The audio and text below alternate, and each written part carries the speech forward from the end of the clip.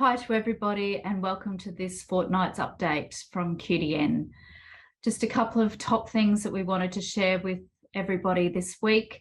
The 2032 Brisbane Olympic and Paralympic Games continues to remain high on our agenda. We've been busy writing to ministers and to the Premier and starting to connect with local MPs on the ground around the issues and the vision for what we want to see happen with the Games in the next 10 years in the lead up, as well as the legacy and the change that we want to see for Queensland to be a more inclusive community for all.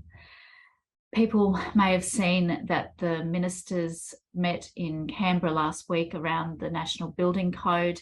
We're really pleased to see that Queensland and Minister Mick de Brenni gave his commitment to implement the changes to the National Building Code around accessibility for all.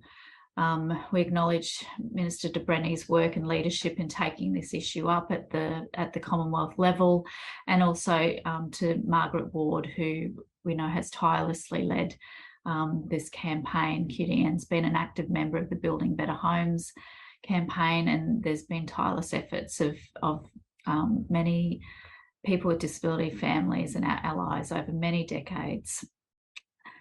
We've also got the Employment Summit happening this week that the Prime Minister is hosting in Canberra. We want to make sure that disability is high on the agenda and then changing the employment stats for and experiences for people with disability around employment. There's a range of emerging industries of the future, including the care economy, digital economy, and energy and new technologies. So it's really important that people with disability are front and centre of the actions and strategies to increase that workforce participation. In the housing space, we've held a joint workshop this week with REIQ around and other stakeholders, including people with disability, around that area of minor modifications in rental properties.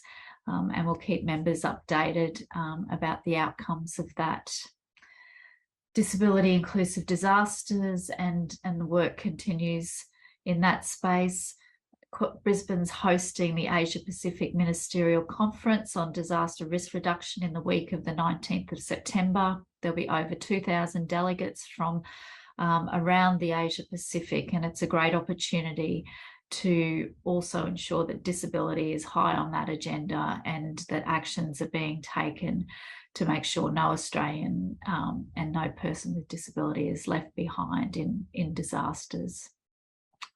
The Disability Royal Commission has been holding a hearing this week that's been around homelessness and insecure or inadequate housing.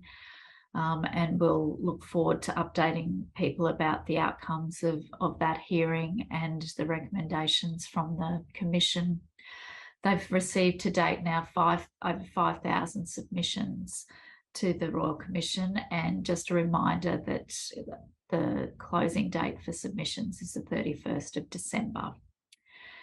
There's a range of other things happening in aged care with new legislation, some new resources and websites around housing and My Way, My Home, and COVID resources for medicines and changes to masks, as well as Queensland statewide COVID-19 survey. So check out all that information on the website. And I'd just like to finish by acknowledging the passing of one of our QDN members and Hot Topics group member, Joan Collins. And Joan, you'll be very missed, and we acknowledge and remember you and all your contributions to the Hot Topics group and QDN. Take care, everybody. We'll look forward to connecting with you around our 20-year celebrations in the coming months and celebrating the amazing work of QDN, our members, and our supporters over the last 20 years. So thanks, everybody. Have a good week.